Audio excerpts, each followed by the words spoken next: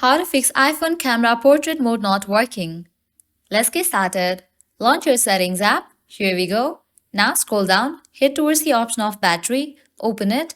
Now toggle off for this option of low power mode. Now hit back. Now scroll down and find the option camera. Once you find it, open it. Now hit towards the option of preserve settings, open it. Toggle off for the option of camera mode. Now head back. You can check whether your problem has been solved or not. Heading towards next solution, go back to the main page of settings.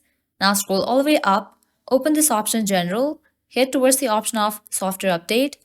If any updates are available for your device, just update your phone software to its latest version.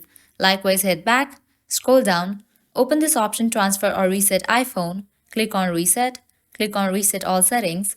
Now enter your passcode over here to continue with the process.